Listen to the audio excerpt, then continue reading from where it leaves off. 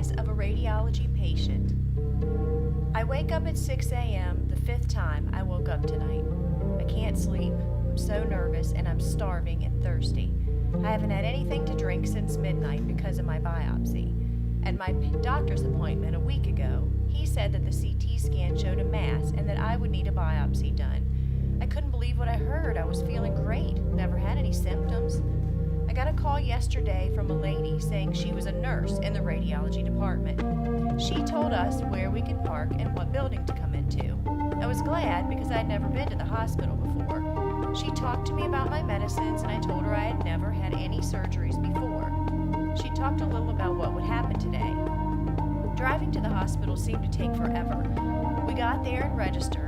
A lady came out to get me. She was very pleasant and introduced herself as the nurse that was going to take care of me during my procedure.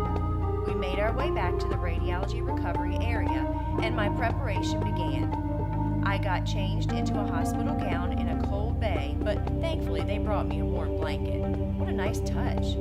They checked my armband, got my vital signs, and began talking to me. There were several nurses involved as they got me ready. My IV was started with minimal effort, and I was very comforted at how organized the nurses were as they went through the pre-procedure process. They contacted the radiology practitioner who arrived and reviewed the entire process with me. I was then taken to the CT scanner.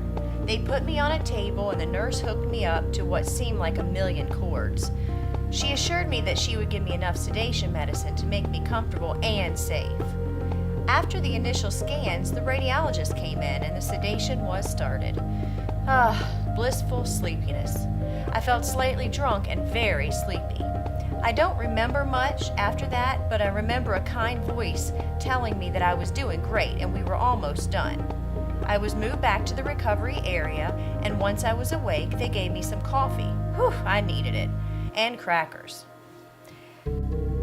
They brought back my husband and told him how things went and that I was to stay in recovery for 2 hours and then I could go home. They checked my dressing and kept track of my vital signs when the time was complete, and my discharge instructions were reviewed with my husband and I. I don't remember a lot of it, but they gave me a copy of all the instructions written down. They took out my IV, I got dressed, and got taken out to the car in a wheelchair. I went home and slept a lot. The next day, the phone rang and it was Winchester Medical Center. It was a nurse from the radiology department wanting to know if I was doing okay, if I had any questions, and if they could have done anything better. Wow, I didn't expect that kind of follow-up. There was nothing they could have done better. Their care was exemplary.